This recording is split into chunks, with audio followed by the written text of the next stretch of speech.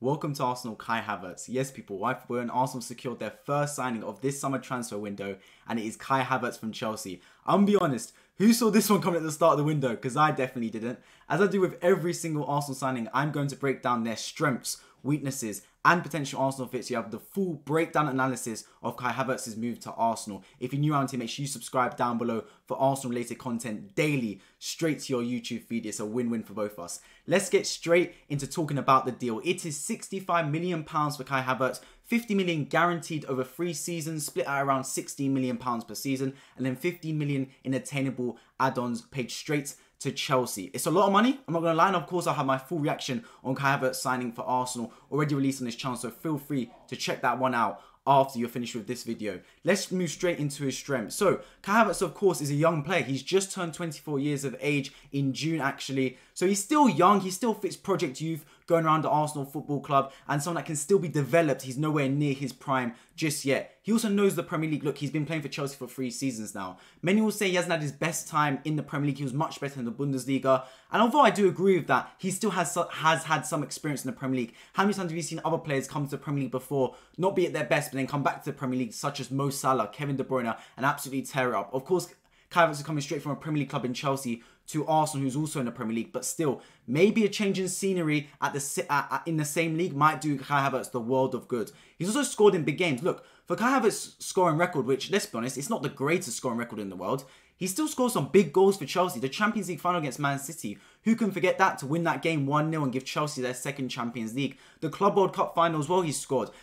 Big goals as well for them. I remember he performed really well a couple seasons ago in the Champions League semi-final, en route to Chelsea winning the Champions League against Real Madrid. He was absolutely superb in that game. So Kai Havertz does have a performance in him every now and then. Of course, many will say that's too few and far between. And for a player that's cost 65 million for Arsenal, 90 million, of course, for Chelsea, you want a bit more consistency from them. And I do agree in that sense, but there's no doubt that on his day, Kai Havertz can be a really good player. He's also very versatile. This is a player that can play up front for Chelsea. For Leverkusen, he played at number 10. Some of his best performances come out from the wing as well, off the right-hand side. Can play off the left as well. And he's played in centre mid sometimes for Leverkusen as well. So the depth to play multiple positions. We know full well that Mikel Arteta really values versatile players. He likes players that have the ability to play multiple positions. Because the way Arsenal play, right, is so fluid, their formation. Odegaard plays right wing sometimes. He comes to centre mid. He drops down, receives the ball deep.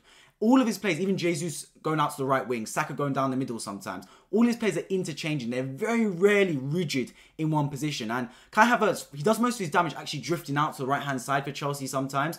And we know Jesus does that sometimes for Arsenal as well. He did that on the final day to help get the first goal for Arsenal for Granit Xhaka against Wolves. If you remember that one, make sure you check that out afterwards. That was a really good goal from Granit Xhaka, and it came from Jesus shifting out to the right-hand side, which we know Kai Havertz is adept at doing as well. His best performances on average actually come from when he plays on the right wing as well. If you look at his average score per game, his right wing performances are his highest score on average. He also makes positive runs in behind. Look, Kai Havertz made some of the most runs in the Premier League last season in behind defences. So he's got the agility, he's got the stamina. He always wants to receive the ball. He's always trying to get in behind. That's a really good sign as well, because it's one thing when the players are not making the passes through, but if there's no movement from the striker, that's the worst possible thing. Your striker needs to be an outlet for you sometimes. And even if it is making that decoy run in behind, you might not always receive the ball, but it keeps the defenders guessing, and it makes them shift onto Havertz, giving more space for the other players in behind, like the Odegaards, the Sakas, the Martinellis, to really do their damage when you've got a player that's able to stretch the lines like Kai Havertz.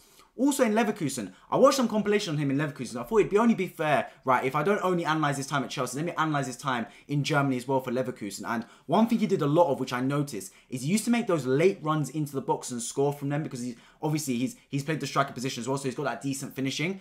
Very similar to what Granit Xhaka has been doing this season for Arsenal. So is that something that Arteta wants to employ in this Arsenal team with Kai Havertz? I could see it happening. How many times have we seen Granit Xhaka this season make that last minute run into the box, and it caused defenders all sorts of confusion because they're marking Jesus, they're marking Odegaard, Saka, Martinelli, then out of nowhere Xhaka makes a last minute run, the defenders are outnumbered and he gets goals from it. I think Xhaka scored 8 goals last season for Arsenal, something like that. Now, Kai Havertz does something similar for Leverkusen. Is that what Arteta wants? And if that's the case, Could he be trying to fit in like a centre mid position? You'll find out later in this video where I discuss why I believe Kai Havertz will play for Arsenal and how he fits into this system. But that's a really important point and an interesting point as well, as what Arteta could really exploit in this Arsenal team. He's also good aerially. Look, I've heard the comparisons to Robin van Persie, etc. I think that's a bit too far from Arsenal fans. It's all good being optimistic about him, but Robin van Persie is a completely different kettle of fish. But Kai Havertz is a tall player. He's slender, he's tall, he wins a lot of aerial battles, he wins a lot of headers. That could be good for Arsenal. I've talked about how I want Arsenal to get a plan B striker, someone that is a bit more dominant in the air, because our current strikers, Nketiah and Jesus, they're not the tallest. They'll win their header every now and then, but they're not tall players.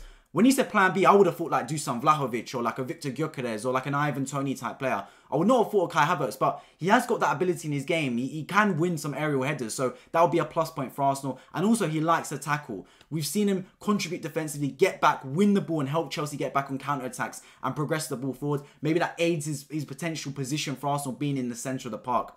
But let's move on to his weaknesses, because no players complete their strengths without their weaknesses, and Kai Havertz has got a few as well. First of all, is he a failed wonder kid? Of course, this is subjective, right? He had his time in Germany. He was fantastic there. When he got the move to Chelsea for 90 million, it was fresh off Chelsea having basically their transfer ban ended, and he was their marquee signing of the summer. Many saying Havertz one of the best young players in world football. He's going to change the Premier League. He's going to be one of the best players in the Premier League. Didn't materialise. I think even Kai Havertz himself can agree he's not lived up to the heights that he would have wanted and expected of himself. Can he do that at Arsenal? Can Arteta revive this player's career? Only time will tell. But right now, he is looking like a bit of a failed wonder kid. And you will say Prem proven. I don't think you can really classify him as Prem proven, because how many times have we seen players come from the Bundesliga like Jadon Sancho, Timo Werner, really good in the Bundesliga, making the next step to the Premier League, and it just didn't materialise. The pace of the league wasn't quite at it for them, and they couldn't quite materialise into the top player we thought they'd be. Hopefully Kai Havertz is different, but look, the track record isn't looking great. Also, it cost £65 million. Look, many people say they're a fan of Kai Havertz. I think everyone on this planet can agree that 65 million is a lot more than you'd be willing to spend for Kai Havertz. If I told you, if an alien came down to earth, right? Or if you've been living under a rock and I told you Arsenal signed Kai Havertz, how much do you think we spent? I doubt anyone would go above 50 million. No one would say we spent more than 50 million. I would have said, if you told me Arsenal signed Kai Havertz, say I was abroad for about 2 weeks, I had no Wi-Fi connection whatsoever. I've come down back to London, I've got my Wi-Fi back, and someone's told me, oh, Dennis, Arsenal have signed Kai Havertz. How much do you think we spent? I'd say, oh, maybe like 35 million. No, 65 million. It's a lot of money, man. It's a lot of money. Look, obviously, many fans will say, oh, the money doesn't matter. It's not our money. It's the Kroenke's money, etc. And I agree, but you do have to balance the books. FFP does exist, and the way Arsenal is structuring the deal over the 3 seasons with 50 million guaranteed, 60 million per season, it does help us to write off the cash. But at the same time, it's a lot of money. Also, no one knows his best position. I've already said for Leverkusen he was playing the number 10. For Chelsea he's been playing the number 9. His best performances come from the right wing. Where does Havertz play? Versatility is all good and all, but surely you should know your best position. Like, Saka can play left back, Saka can play through the middle, Saka can play right wing. But everyone knows his best position is that right wing position. Same with players like, for example, you've got like Zinchenko. He can play in midfield, but everyone knows you want him to play at left back, right? So I feel like Kai Havertz needs to know his best positions. Does he know it himself? Does he say, look, I want to play number 10. I want to be the sole striker up front. I want to play with another striker, like 2 of us up front. I'm not too sure, but hopefully Arteta has brought in the player. He must have brought in him with the ideology of knowing where he's going to play him, knowing what system he's going to be in. So let's just hope that Kai Havertz will know his best position at Arsenal and Arteta can get the best out of him. Also, does he fit the Arsenal system? Let's be honest about it, guys, right? If you told me Arsenal are signing a player, I would not have said an attacking midfielder or striker, to be honest. Or a striker maybe, but I would not have said like an attacking midfielder or centre forwards.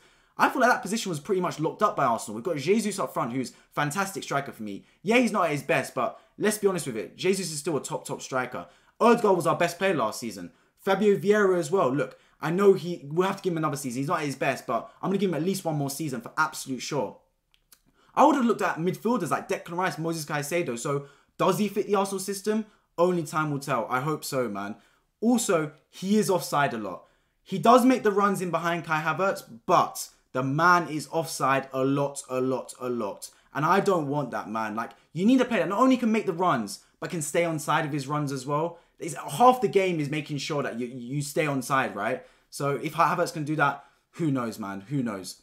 Also, he's not a clinical finisher. He's not. His XG is bad. His goal rate is bad. He rarely scores above 10 goals a season. is not the player we need. The player that can score goals. Because we already know Jesus, for all his great work up front, isn't a proven goal scorer either. So let's hope Kai Havertz can develop that side of his game. Arteta needs to drill that into him. And finally, look, this is a sub point. You can say a byproduct of the deal. Arsenal actually helping Chelsea fund Caicedo. And you guys know me, I absolutely love Caicedo. I want him to come into Arsenal. And if we're giving them 65 million to help write off the FFP allegations, we're helping them fund the Caicedo deal, which is not what I want in a million years. But if that's the way the cookie crumbles, that is the way the cookie crumbles at the end of the day for Arsenal Football Club, man.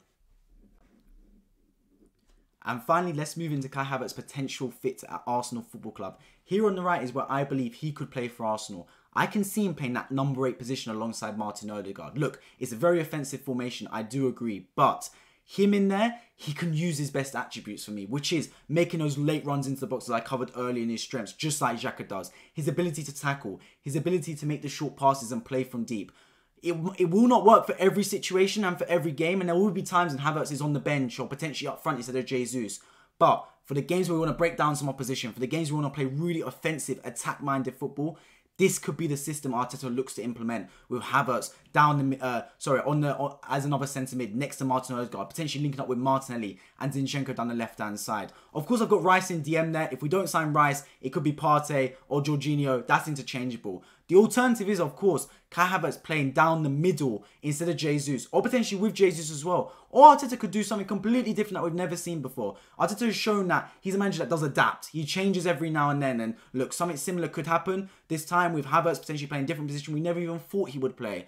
We just got to hope that Arteta knows what he is doing with this Havertz deal, and of course has got a system in place for Arsenal and Havertz being able to fit seamlessly in there. As always, make sure you subscribe for new content. That was my full, complete analysis of Kai Havertz's move to Arsenal, his strengths, weaknesses, and potential Arsenal fit. Make sure you drop a like down below so this video gets out to more people in the algorithm. And check out the video right here where I talk about Kai Havertz's move to Arsenal and my full reaction on it. I appreciate you all for tuning in. Make sure you subscribe to my notifications so you never miss a video. And I hope to see you all in my next one. Take care.